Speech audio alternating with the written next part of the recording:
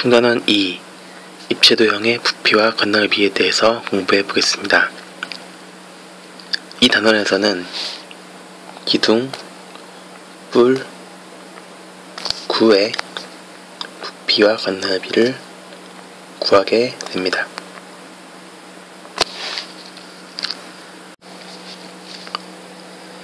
이번 시간에는 교과서 283쪽에서 285쪽 기둥의 부피와 건널비에 대해서 공부해 보겠습니다.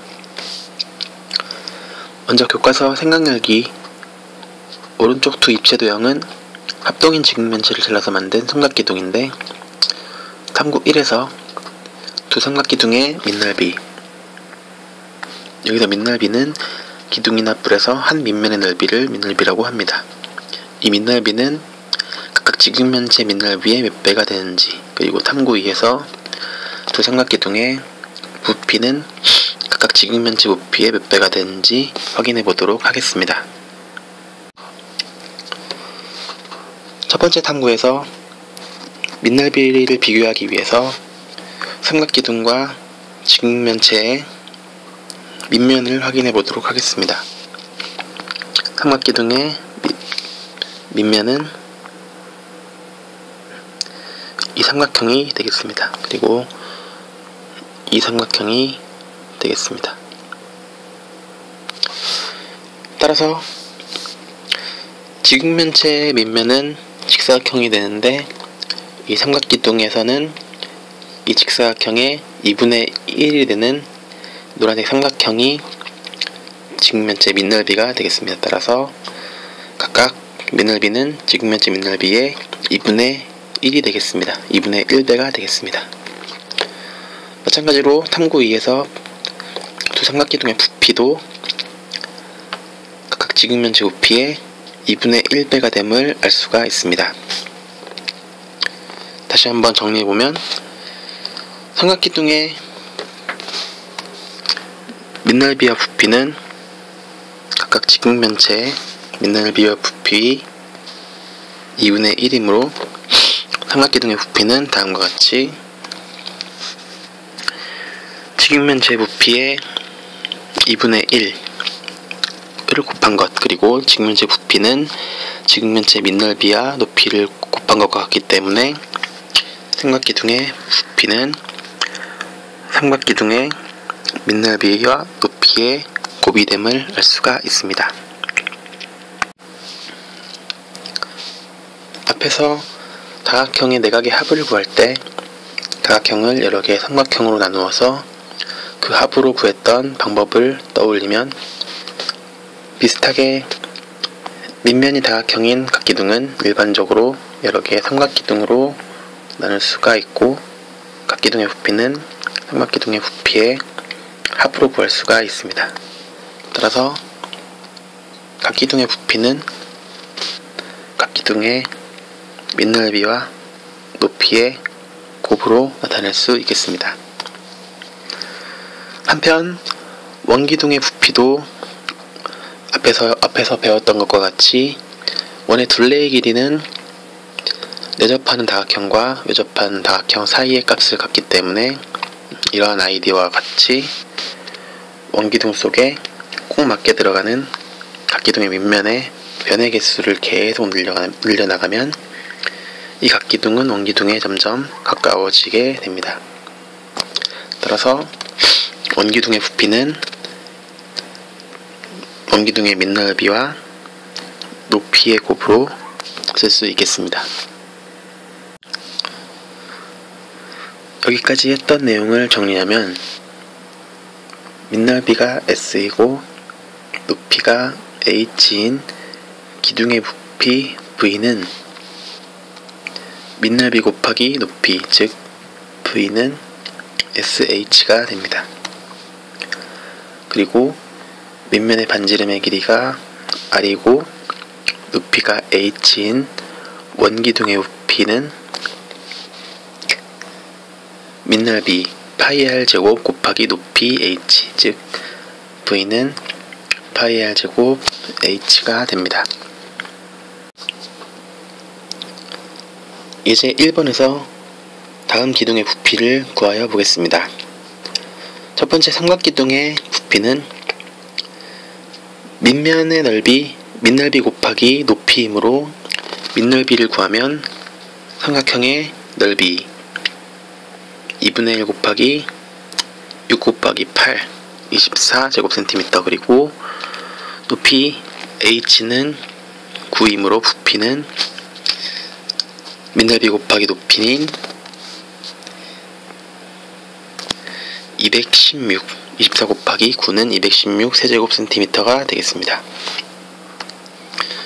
그리고 두 번째로 원기둥의 부피를 구하면 밑면의 반지름의 길이가 4cm이고 따라서 밑면의 넓이는 파이 r 제곱, 그래서 16파이가 되겠습니다. 그리고 높이 h가 5cm이므로 부피 v는 밑넓이 곱하기 높이 파이 r 제곱 곱하기 h, 즉 16파이 곱하기 5는 80파이 세제곱센티미터가 되겠습니다. 두 번째로 기둥의 건널비를 구하는 것에 대해서 공부해 보겠습니다. 기둥의 건널비를 구할 때 전개도를 이용하면 편리하게 됩니다. 오른쪽 그림에서와 같이 기둥의 전개도는 합동인 두 개의 밑면 그리고 직사각형 모양의 옆면으로 이루어져 있기 때문에 기둥의 건널비는 밑넓이를 2배 한 것과 옆넓이를 더한 것과 같게 됩니다. 따라서 다시 한번 기둥의 건널비는 밑넓이 곱하기 2 더하기 옆넓이가 되겠습니다. 이제 2번 다음 기둥의 건널비를 구하여 보겠습니다.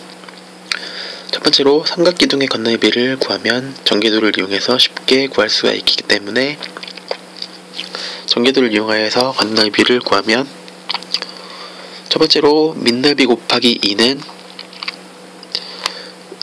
3 곱하기 4를 밑변과 높이로 갖는 삼각형 곱하기 2가 되기 때문에 2분의 1 곱하기 4 곱하기 3 곱하기 2가 되겠습니다. 이것이 밑넓이 곱하기 2가 되겠습니다. 그리고 옆면의 넓이는 높이를 공통적으로 5cm로 갖고 3cm와 3cm가 같고 그리고 4cm와 4cm가 같기 때문에 5 곱하기 3 더하기 5 곱하기 5 더하기 5 곱하기 4 이것이 옆면의 넓이의 합이고 모두 더한 것이 옆면의 넓이의 합이고 한꺼번에 쓰면 5 더하기 4 더하기 3 곱하기 5가 되겠습니다. 따라서 삼각기둥의 건널비는 72제곱센티미터 12 더하기 60은 72제곱센티미터가 되겠습니다. 두 번째로 원기둥도 마찬가지로 건널비를 구하기 위해서 전개도를 이용하면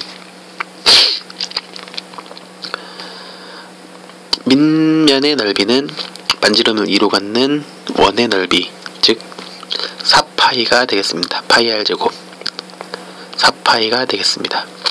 그리고 이 둘레의 길이는 이 직사각형의 가로의 길이와 같기 때문에 반지름이 2cm의 원의 둘레의 길이는 4파이가 되고 이 길이가 4파이가 됩니다. 따라서 옆면의 넓이는 4파이 곱하기 6, 24파이가 되겠습니다. 따라서 원기둥의 전개도를 이용해서 건널비를 구하면 4파이 곱하기 2, 밑넓이 곱하기 2, 그리고 옆면의 넓이는 4파이 곱하기 6.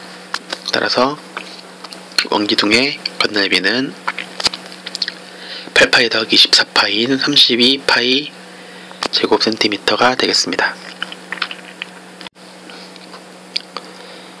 이번 시간에 배운 내용을 다시 한번 정리해 보겠습니다. 밑넓이가 S이고 높이가 H인 기둥의 부피 V는